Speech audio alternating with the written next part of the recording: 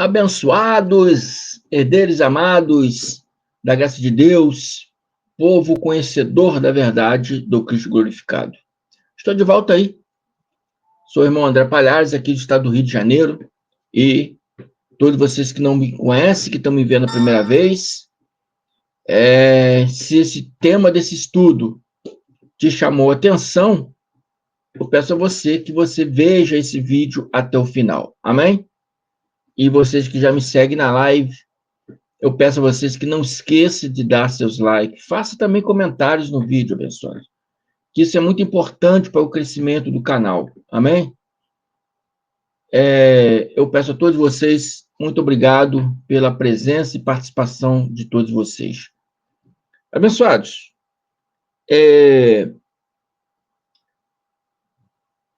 por que o templo foi destruído em 70 DC?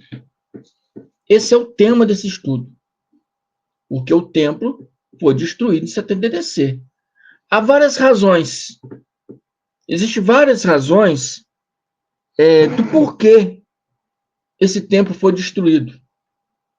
Amém? Há vários motivos políticos. Amém? Para que os romanos atacassem Yal-Shalom, ou Jerusalém. Mas para nós que não vemos a história no âmbito político, mas espiritual, né? Nós sabemos que Deus usou o príncipe Tito, já estudamos isso várias vezes, assim como Deus usou o faraó no Egito, assim como Deus usou vários povos e vários homens que não eram israelitas para uma causa especial, igual Ciro. Ciro não era israelita, Deus usou ele, a palavra diz que Deus ungiu ele para aquela obra que Deus escolheu para ele fazer, e ele não era israelita. Então, existiu vários homens que não eram de Israel, que Deus usou. Uma vez para libertar Israel, outras vezes para atacar Israel.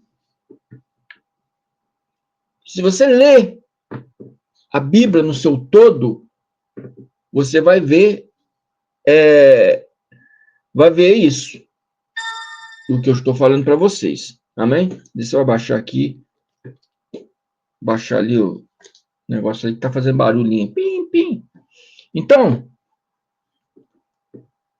por que Deus também usou Tito para destruir o templo? Por que Deus destruiria, como diz os religiosos, a sua casa? Porque os judeus diziam que o templo era a casa de Deus. Hoje, os mesmos religiosos modernos de hoje, evangélicos, diz que a igreja é a casa de Deus. Mas por que então, se o templo era a casa de Deus, por que Deus destruiria a sua própria casa? Por que aí eu botei o tema, por que o templo foi destruído em 70 DC? Vários estudos que já fizemos aqui, mostrei para você que o templo foi destruído pela vontade de Deus. O exército romano era um exército muito forte, sim, era, mas se não fosse a vontade de Deus, ele não poderia ser maior que Deus, não poderia ser maior que a vontade de Deus. O Tito até achou que ele fosse maior que Deus. Então Paulo relata em Tessalonicenses, se sentaria no trono de Deus, se fazendo de Deus.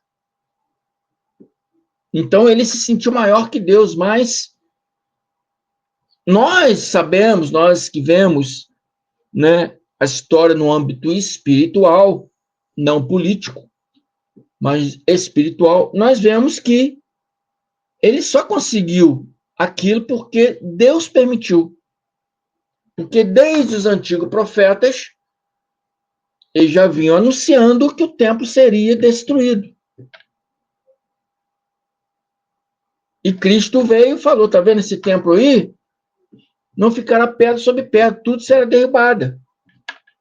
Porque já era uma profecia daquele templo ser destruído. O templo teria que ser destruído para se manifestar na sua plenitude a graça de Deus.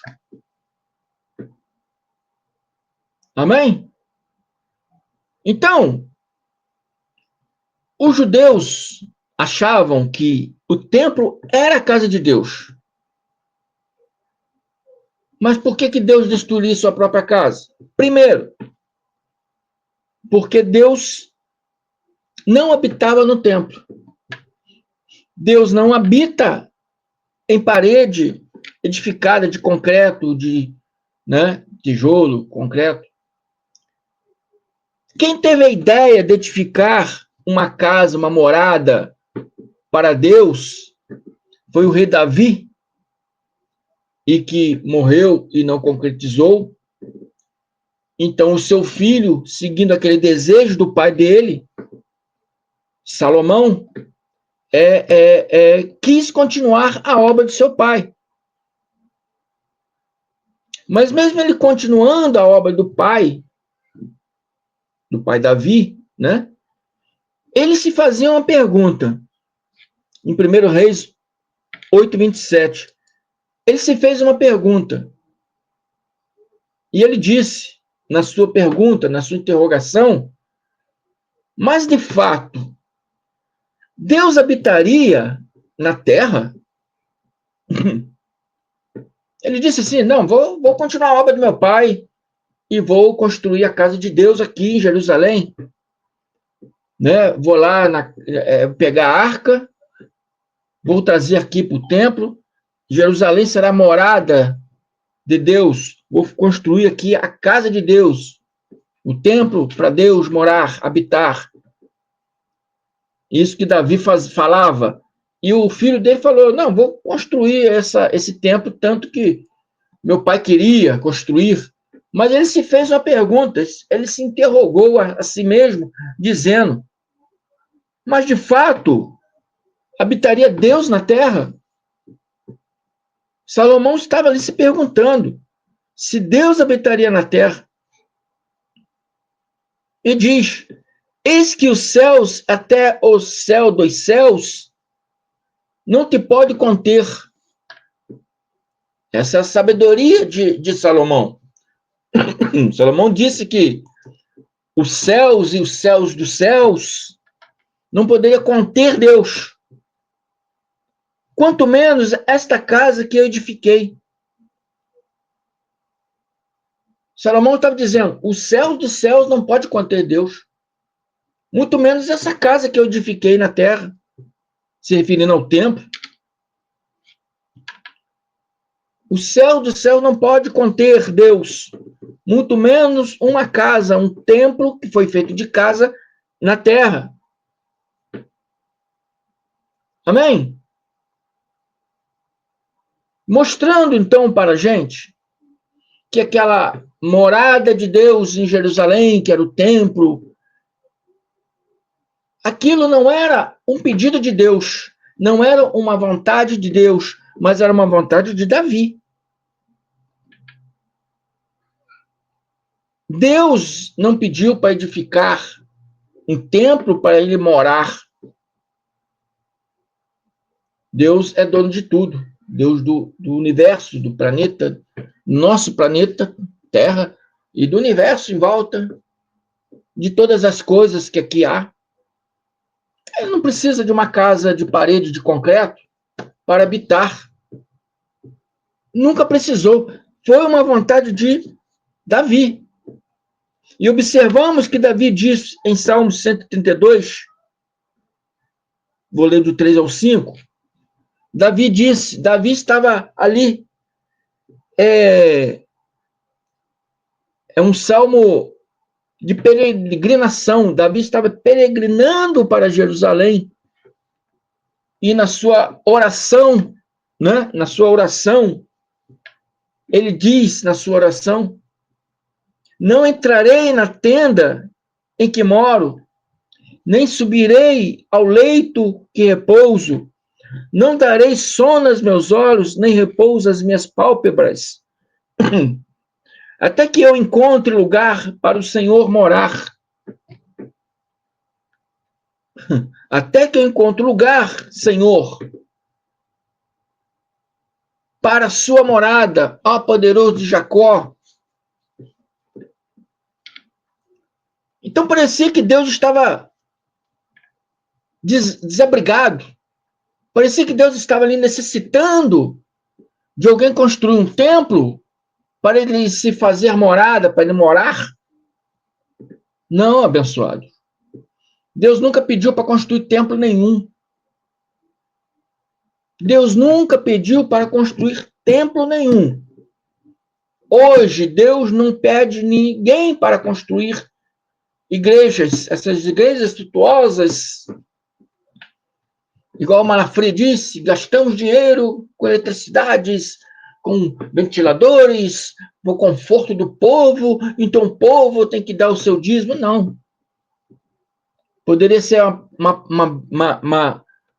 uma congregação, porque igreja não é parede de concreto, igreja são pessoas que congregam ou que se ajuntam para estudar a palavra de Deus. Então, igreja não é parede de concreto,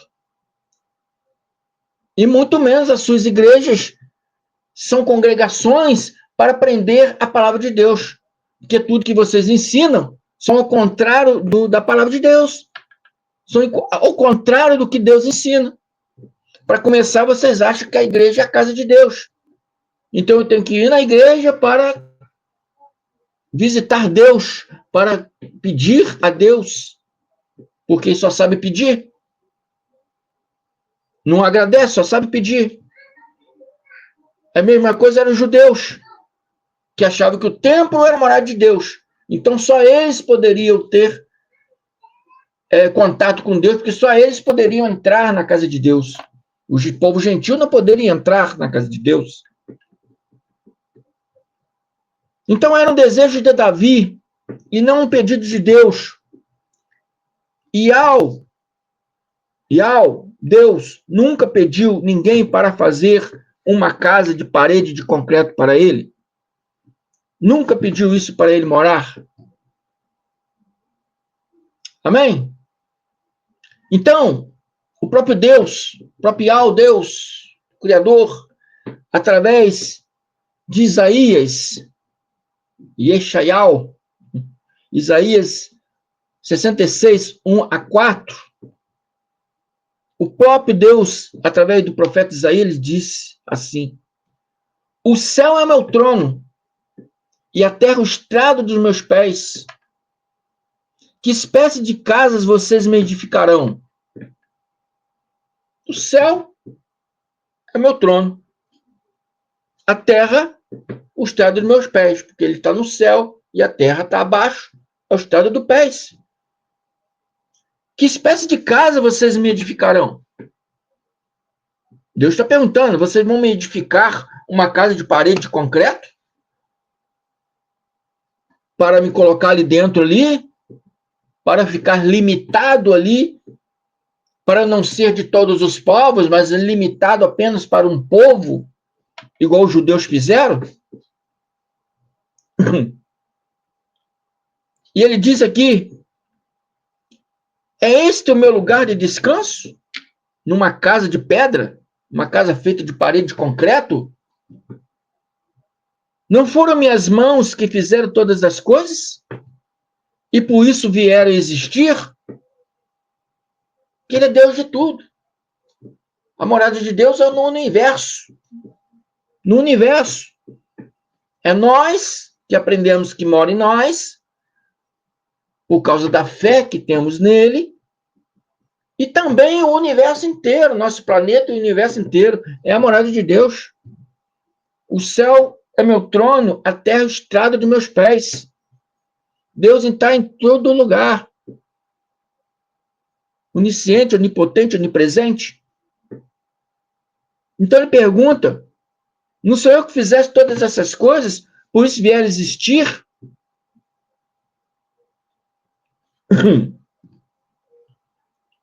E ele fala que se estima ao humilde e contrito de espírito. Ele se estima ao que treme diante da palavra dele. Ao que treme diante da palavra dele, significa ao que ouve a palavra dele e respeita. O que ouve a palavra dele e a cumpre. O sistema evangélico não faz isso. Porque eles lê uma coisa na palavra e faz ao contrário. Faz ao contrário. Está mostrando que Deus veio para acabar com os rituais e rudimentos religiosos, mas eles continuam fazendo os rituais, continuam fazendo rudimentos religiosos. Está na palavra que ele veio destruir o templo e as pessoas ficam edificando o templo e botando nome, o meu templo é melhor que o templo do fulano, o outro aí até construiu um templo mesmo aí, gastou milhões, às custas de quem? Do povo. Mas Deus nunca mandou construir templo. Quem construiu aquele templo foi religiosos, homens religiosos que tinham mesmo uma mente religiosa de Davi. Amém? Então, aquela mente religiosa, mesmo crendo em Deus, mas tinha uma mente religiosa. Hoje, muitos irmãos evangélicos são fiéis a Deus, mas têm uma mente religiosa. Acha que Deus só está lá no templo. Acha que Deus só está lá na igreja. Não ouve a palavra de Deus. Não treme diante da palavra de Deus. Quando Paulo fala, vós sois morada do Espírito Santo, vós sois a casa de Deus, que habita em vós, pela vontade dele. Não é pelos seus méritos, pela vontade dele. E as pessoas não ouvem essa palavra, entram no ouvido e saem no outro.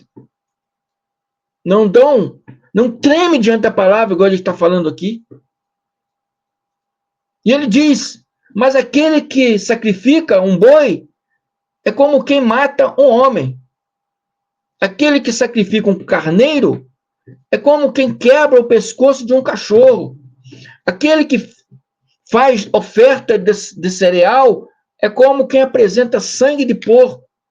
E aquele que queima incenso memorial é como quem adora um ídolo. Aquele que faz sacrifício, paga preço, vai no monte buscar o Senhor, é fogueira santa, fogueira bamba, né? Como diz meu irmão Geraldo Moraes. Nunca existiu fogueira santa na Bíblia. E um pastor me apresentou. Não, está na Bíblia. Está no versículo tal. E eu já fiz esse estudo e vou refazer para mostrar para vocês que é muito importante vocês saberem dessas coisas. Principalmente vocês que ainda estão aí no sistema religioso, que fica adorando fogueira bamba. Que de santo não tem nada. Então, essas coisas têm que ser ditas, essas coisas têm que ser faladas. Não adianta ficar defendendo o templo. O próprio Jesus disse para a mulher, haverá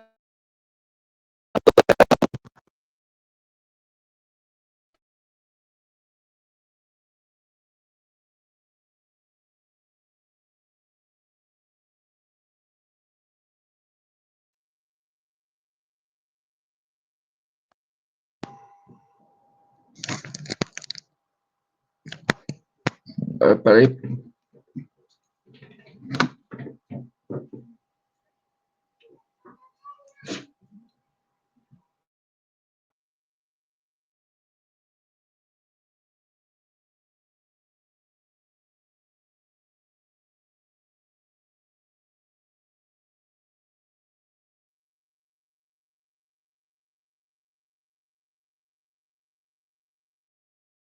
Pessoal, houve um problema de novo aqui. De novo. O meu microfone me deixou na mão. Eu não sei o que acontece com ele, que ele não está carregando. Não está carregando. Me deixou na mão de novo.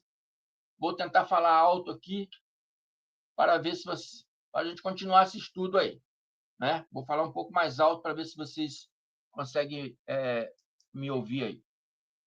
Meu microfone, eu não sei o que está acontecendo com ele, que ele tá parando, ele está, né, descarregando rápido, não sei o que está acontecendo. E é novo, né? Mas isso aí. Então Deus está falando que aquele que sacrifica, hoje no sistema religioso, as pessoas ficam se sacrificando aí, né? Em vigília, fogueira bamba, e vai no monte, sacrificando financeiramente, tem que pagar o preço, tem que dar dízimo, tem que dar oferta, tem que ir a leilão. Quem pode dar tanto? O Espírito Santo está dizendo. Tem 10 pessoas aqui que pode dar 100, 20 que pode dar 1000. É leilão. Não está na Bíblia. O Espírito Santo está dizendo nada. É extorsão, é enganação. Então, todos esses que fazem sacrifício religioso, Deus está falando para ele que é a mesma coisa. Que ele não estima essas pessoas que fazem sacrifício religioso. Ele estima aquele que ouve e cumpre a palavra dele. E ele diz que esses que adoram sacrifícios religiosos, que adoram proteger mais o templo do que a palavra de Deus, que amam mais o templo do que o próprio Deus, ele diz que esse ele não estima. E eles escolheram os seus caminhos. Suas almas têm prazer nas suas práticas detestáveis. São práticas detestáveis para Deus. Sacrifício que você faz não é um sacrifício religioso. É uma prática detestável para Deus. Por isso também escolherei um duro tratamento para eles e trarei sobre eles o que eles temem. Pois eu chamei e ninguém respondeu. Falei e ninguém deu ouvidos. Fizeram o mal diante de mim e escolheram o que me desagrada. Então, Deus está dizendo que não há limite para a sua morada. Não há parede de concreto que o limita apenas a um povo. Ele está querendo dizer que ele é Deus de todos. Ele está querendo dizer que ele enviou o filho dele na terra para se sacrificar. Amém? Para que você não precise se sacrificar, meu irmão. Cristo se sacrificou no madeiro para você não precisar se sacrificar. Foi para a liberdade que vos libertei. Não é para você ir em um monte e ficar buscando o Espírito Santo. Você vai buscar lá uma pressão alta, dores na perna, dor na coluna. Não é para ficar jejuando, que você vai buscar nesse jejum. O jejum é espiritual e traz riqueza. Não. Não. Dentro da Bíblia, não. Pode ser dentro de conhecimento de homens. Dentro da Bíblia, o jejum vai te trazer uma úlcera de estômago. Vai te trazer uma fraqueza, né, nos seus órgãos e uma úlcera no seu estômago. Isso que o jejum vai te trazer. Tenho que praticar a Santa Ceia. Páscoa judaica, que já foi cumprida lá no madeiro. O cordeiro já se sacrificou no madeiro para dar liberdade. Para a liberdade que vos libertei. Amém? Então, os religiosos, reis e sacerdotes judeus limitaram Deus, restringindo Deus de outros povos, guardando Deus somente para eles. Por isso o templo tinha que ser destruído. para que essa religiosidade acabasse e todos os povos pudessem receber Deus. Amém? Todos os povos pudessem receber Deus, não só os judeus, como os gentios e todos fossem uma só família. E Paulo diz ao Efésios 2:11, ele diz: portanto, lembrai-vos de que outrora vós, gentios na carne, chamados incircuncisos por aqueles, chamados circuncisos pelos judeus, que se intitulam circuncisos na carne, por mãos humanas, naquele tempo, vocês, judeus, vocês gentios, estavam sem Cristo. Paulo está falando que os gentios estavam sem Cristo, separados da comunidade de Israel, estranhos à aliança da promessa, não tendo esperança e sem Deus no mundo. Assim viviam os gentios. Assim viviam os gentios, separados da comunidade de Israel. Estavam sem Cristo, separados da comunidade de Israel, né? Estranhos à aliança da promessa, não tendo esperança e sem Deus no mundo. E quando Cristo veio, irmão André, o que Paulo diz? Paulo diz, mas agora no tempo dele, carta dos Efésios, de 50 a 60 anos, né? Depois de Cristo. Então, Paulo diz, agora, em Cristo Jesus, vós que antes estava longe, foste aproximados pelo sangue de Cristo. Porque ele é a nossa paz, o qual de ambos fez um, e tendo derribado a parede de separação que estava no meio da inimizade, a parede de separação aqui,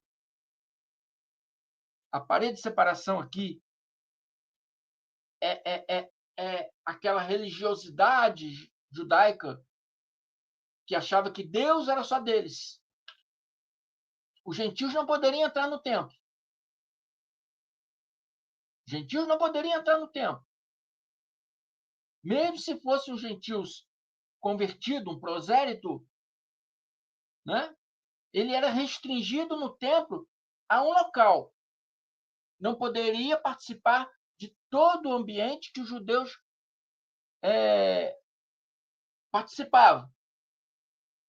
Era restringido, era separado. Mesmo sendo convertido. Mas não poderia receber todas a herança prometida, né? Por Deus. Assim na cabeça dos judeus. Assim na cabeça dos religiosos. Amém? Então,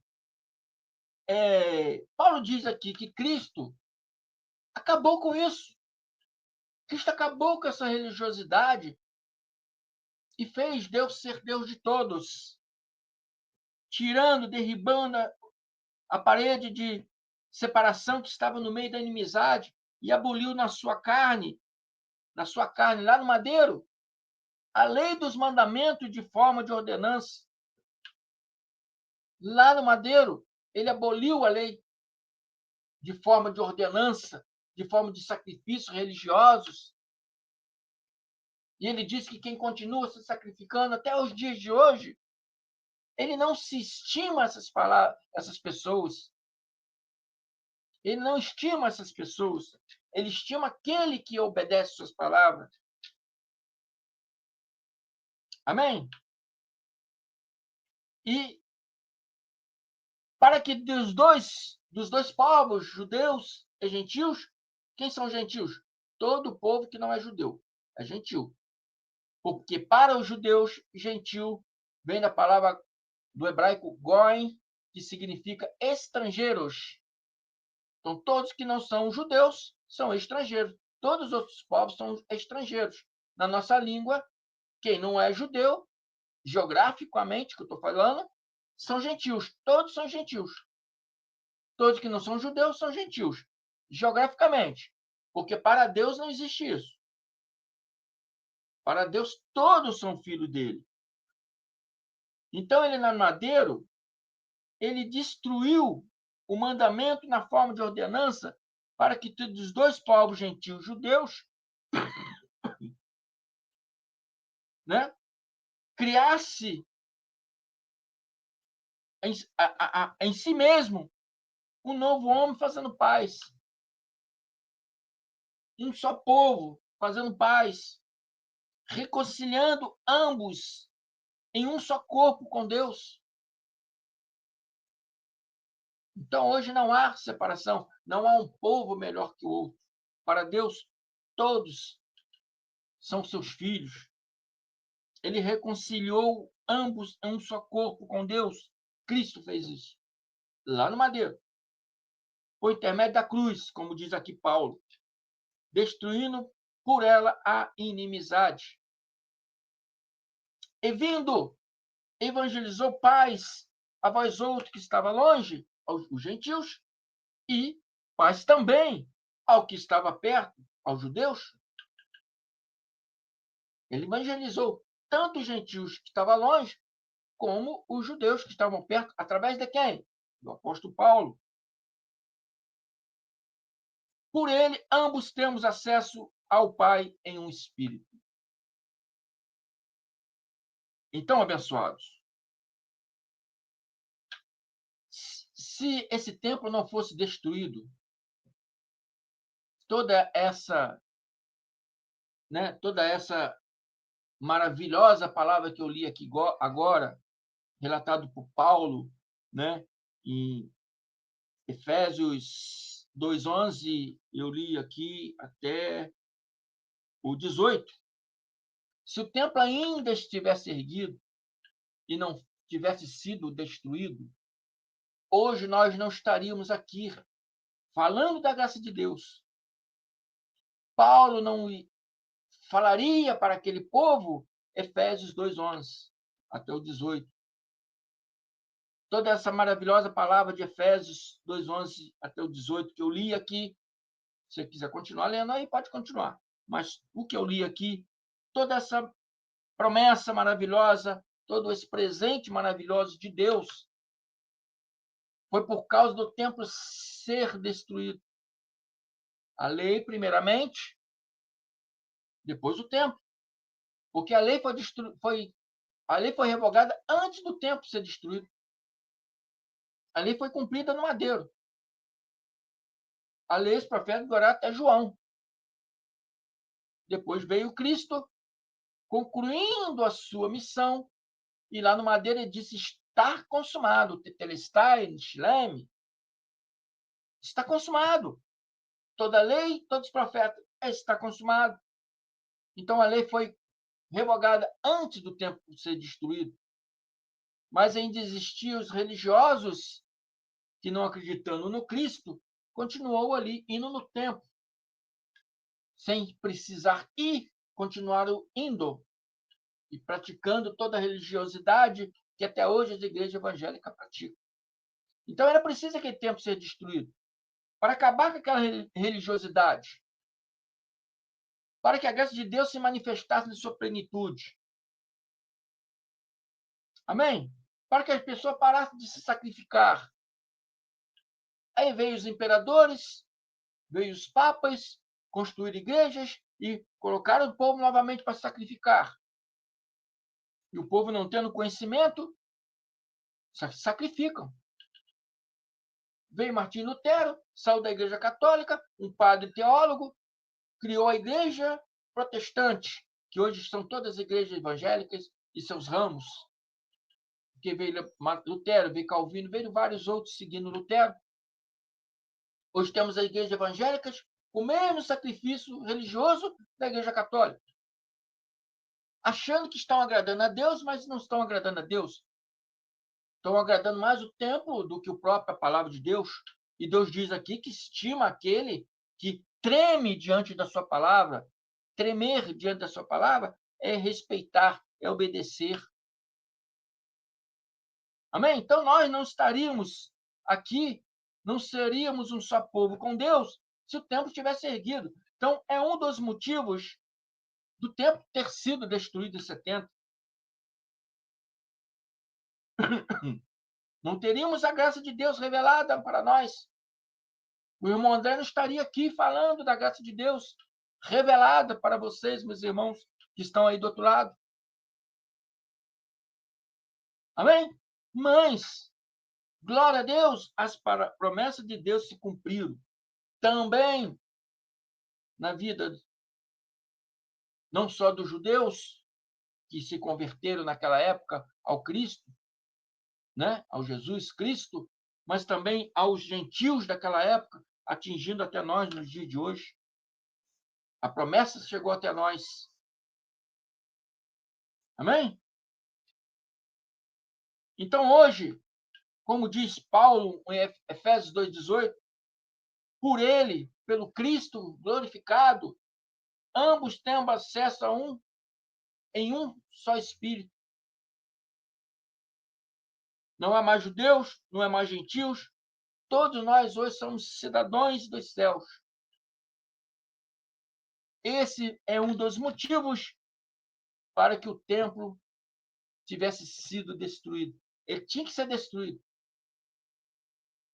Além de ser uma vontade de Deus, porque Deus permitiu a destruição.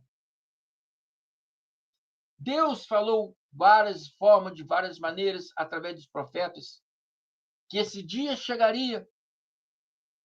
O Cristo foi anunciado, a sua vinda, várias vezes, de várias formas, várias maneiras. Amém? E o próprio Cristo, quando veio, disse: está vendo esse tempo? Não ficará pedra sobre pedra, tudo será derribado. Esse templo tem que ser destruído.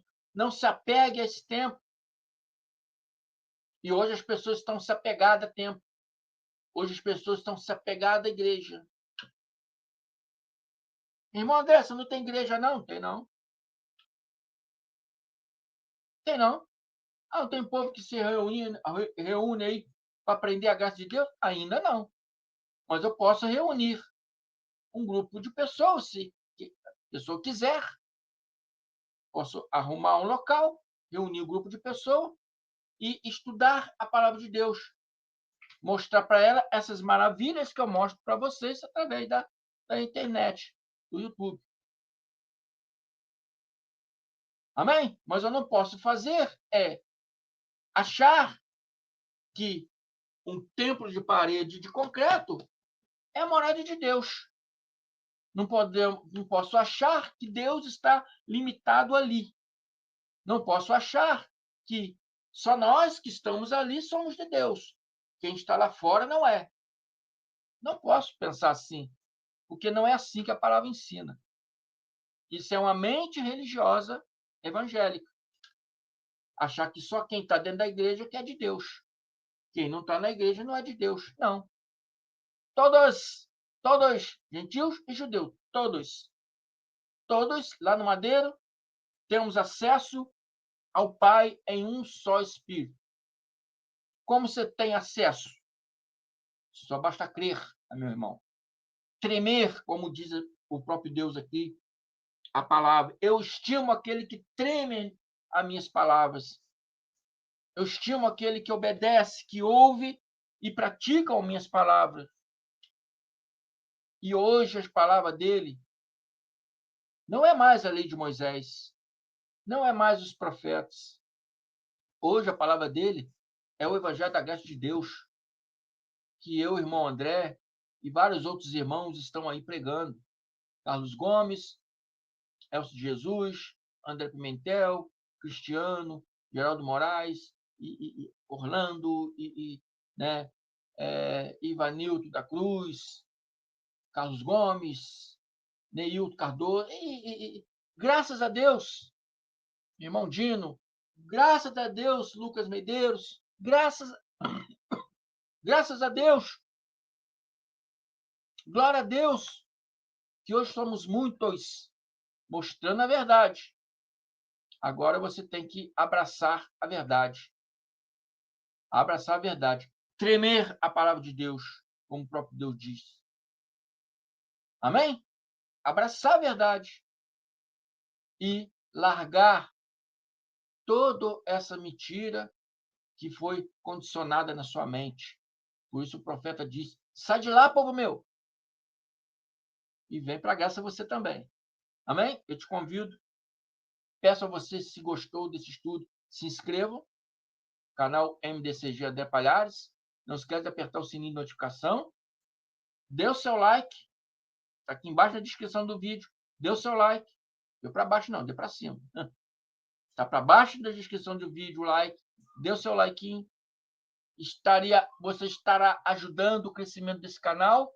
E esse canal, por si só, estará ajudando muitas outras pessoas que precisam ouvir a maravilhosa graça de Deus, que é o Evangelho do Cristo glorificado, que é para hoje, para os dias atuais, que é pela vontade de Deus hoje. Amém? Então é isso aí. Vou ficando por aqui. Se inscreva no meu canal, canal Democracia Espiritual, André Palhares. Se inscreva no canal do meu irmão Carlos Gomes, canal Democracia Espiritual. O meu canal é MDCG André Palhares, né?